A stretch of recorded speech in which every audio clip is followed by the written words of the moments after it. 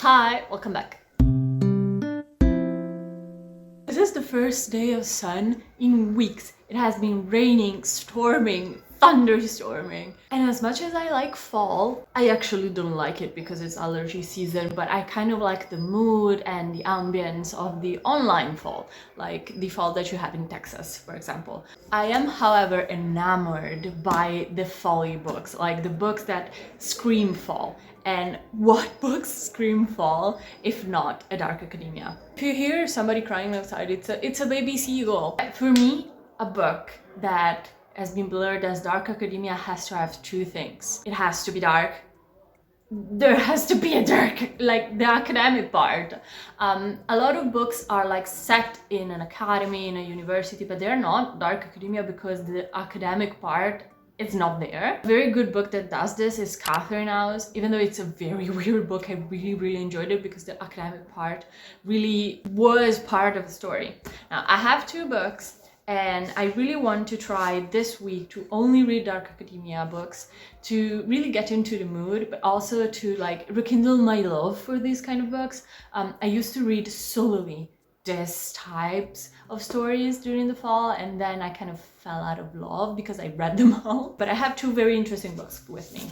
The first one that everybody told me that I should read is These Violent Delights. Not the Chloe Gong book, this is by Mika Namarever. This is about two young men that meet in the 70s in Pittsburgh and their friendship spirals into something really fucked up and psychologically completely out there and very weird. I don't know how the academic part is going to play in this one, but they told me it was a Dark Academia, they being you. Everybody loves this book, and also it's a queer novel. It's about a fucked up friendship, which is one of my favorite things to read about. And yeah, I think I'm going to start with this one. I also have another one, which everybody told me is Dark Academia, but I don't know if it's academia. It's definitely dark. It's Middle Game by Shauna McGuire. Another very weird book because it's about a scientist trying to turn this couple of twins. I don't know if there are more twins, but there's definitely a pair of twins like Dodger and Roger, and he's trying to make them become gods.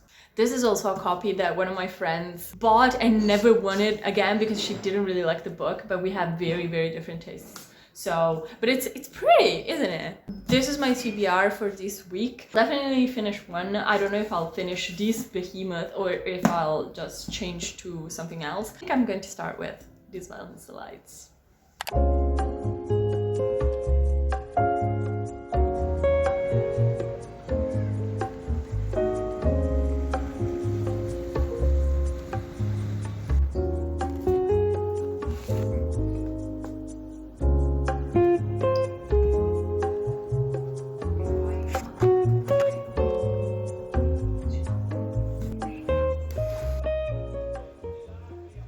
I always feel like without lipstick, my whole face looks like the same as my lips, so I look kind of like a dead body. But we're going au naturel because I had the worst day, but I did have some time to read on the train. First thing first, look at my book cover. Like it's plush, and I wanted buying two Italian books, and it has like flaps inside. So, and it's waterproof.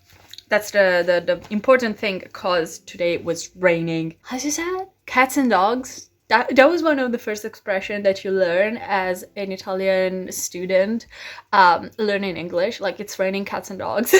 More than 100 pages into These Violent Delights. It's definitely dark. It has a very heavy academic part because they are in college.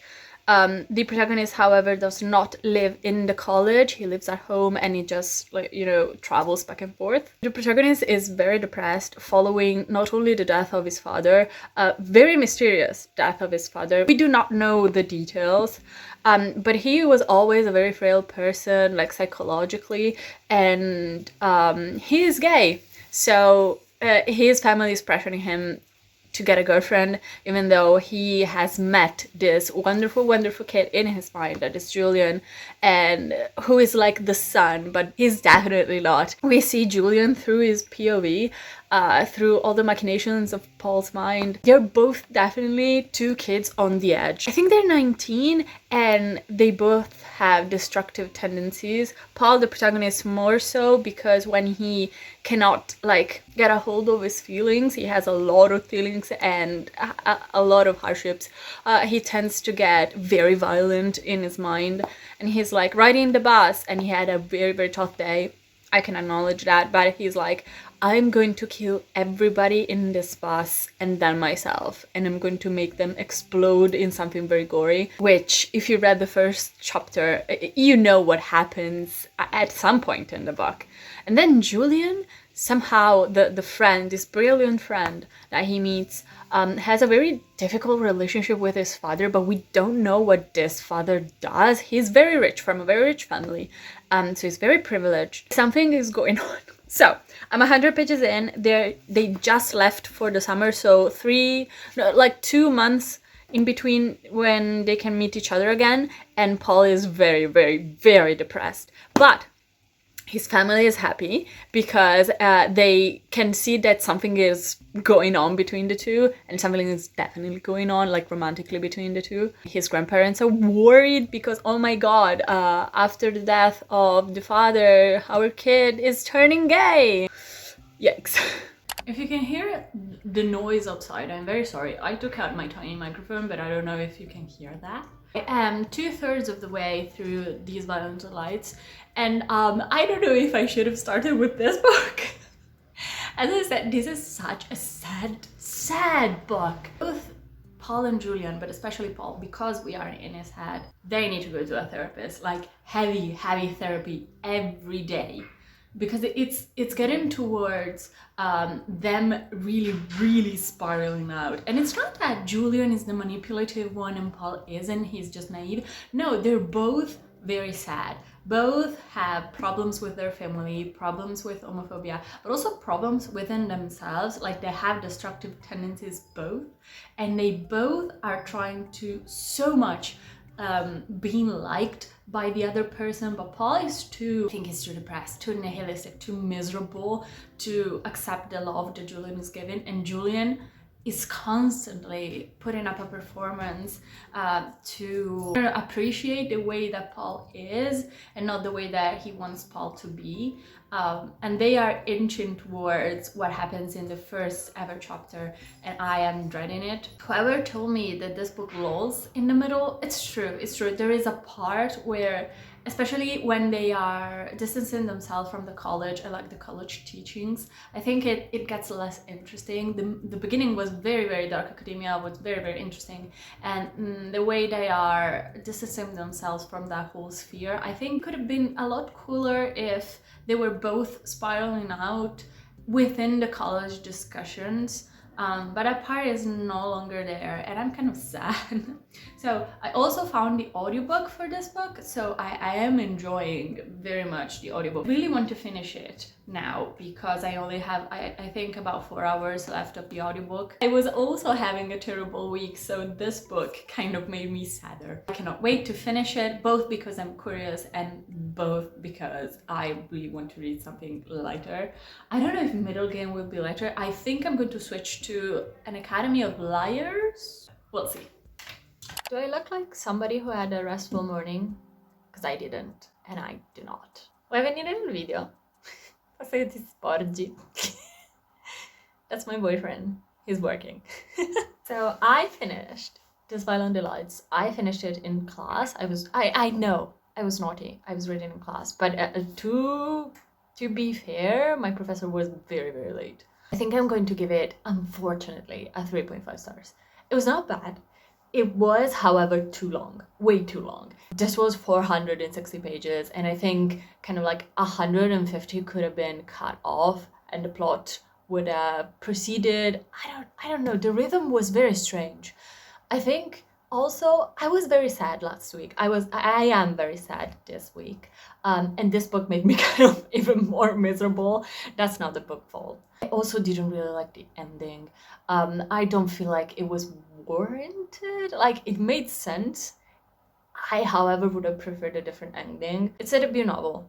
you can kind of hear it in the writing. It's very dense, very purple prose, but the author knows what they're doing. Like, the purple prose is not purpling in the way that it spirals out of control. It does that just sometimes. So I think 3.5 is a fair assessment. Not bad, but again, too long. That's the problem, too long. So now I want something that is going to not make me even more miserable. So I think I'm going to read An Academy for Liars. I really, really want that to be more academic than this one. Because to call this one a dark academia, it's kind of a disservice, because it's a dark academia only in the first third, and then the academic part gets lost in the sauce, which was a shame, definitely. So yeah, An Academy for Liars, and I'll update you later. Okay, I hope this corner of my house, it's not giving like things at random, like a mess, but like cozy, tiny house. I have bad news and very, very good news. So, as much as I wanted to start An Academy for Liars, the ebook did not want to download into my Kobo. For some reason, that book fucking hates me. I cannot pay for it, I cannot download it, I don't know what's going on. Same goes for An Immortal Dark. I have no idea what's going on. They do not want to be bought by me. Those books hate me, apparently. I went on to Goodreads, however, and I saw a book that I've already seen in a TikTok of a book talker that said that another Dark Academia book existed for Jujutsu Kaisen fan. I'm a massive Jujutsu Kaisen fan, okay, the manga. So I started Blood Over New Haven? Is that how it's called? Blood Over Brighthaven? Some of the two.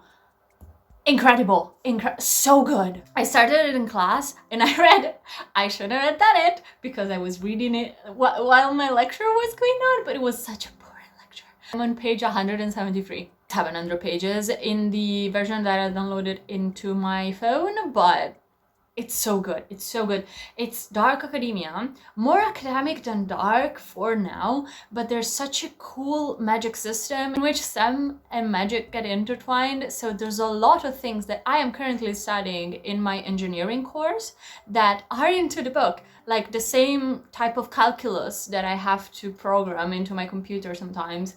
The protagonist uses to like produce alchemy, and it's so good.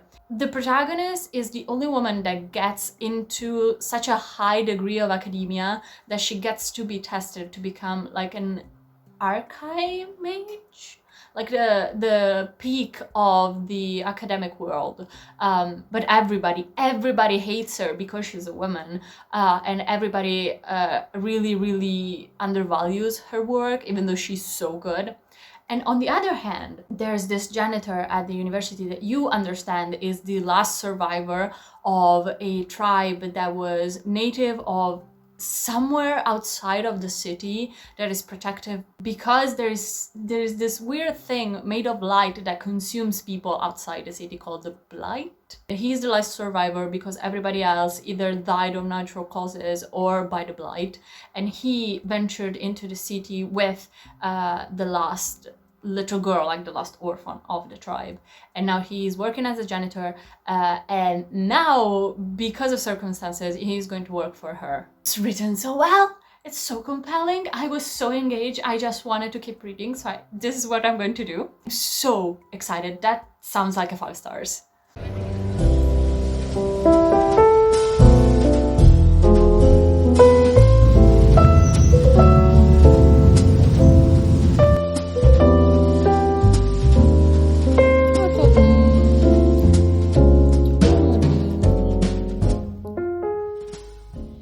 So I have exactly 10 minutes before my classes, but I am 30% into Blood Over Brighthaven. Guys, this is so good. This is so good. This is a dark academia book that dwells into academia. Finally somebody who gets it.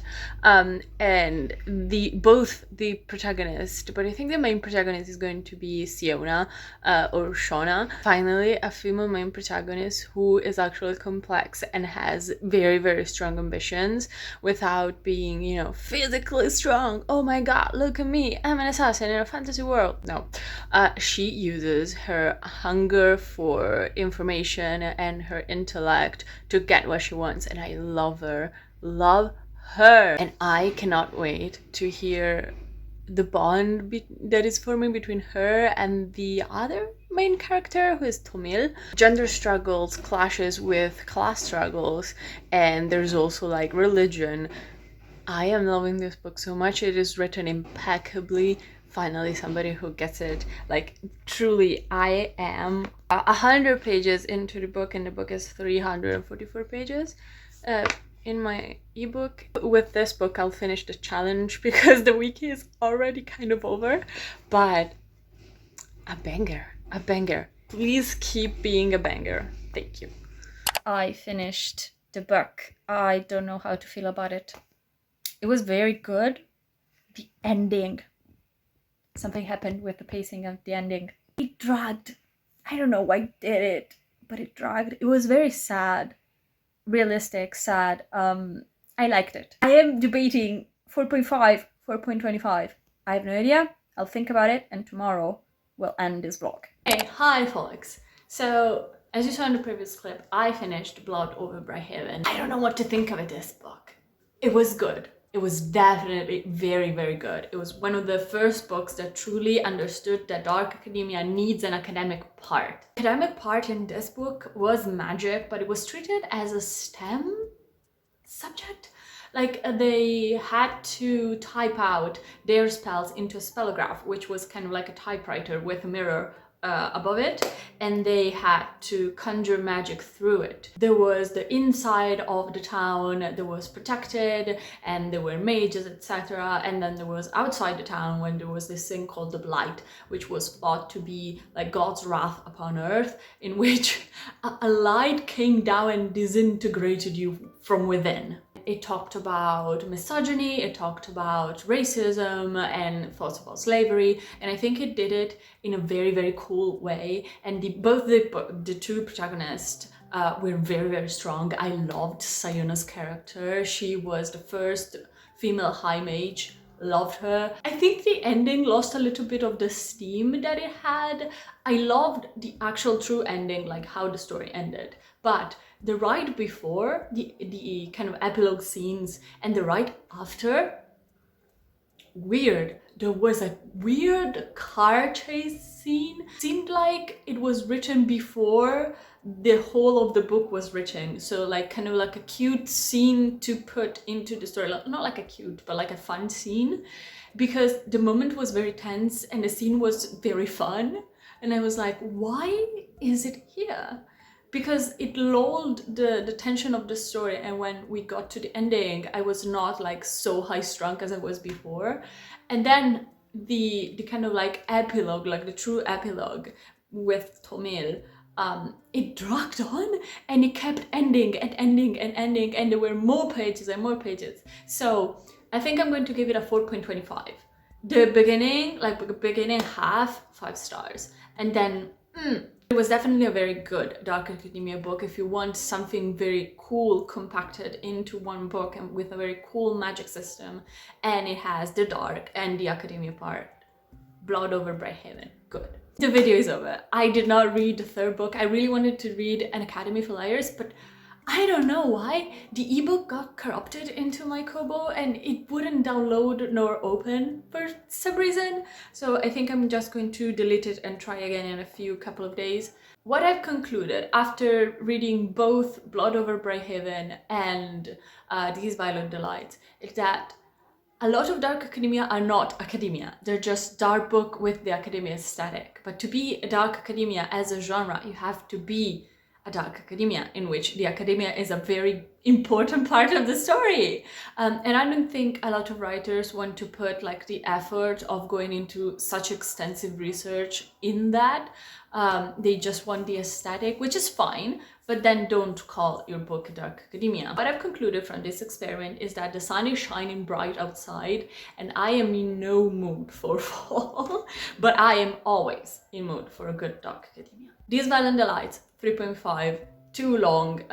It lost itself. It was a Dark Academia in the beginning, and then it lost the academic part, and I kind of think it spiraled into itself. Also did not love the ending. Blood over Bryhaven, very, very good. Very good Dark Academia.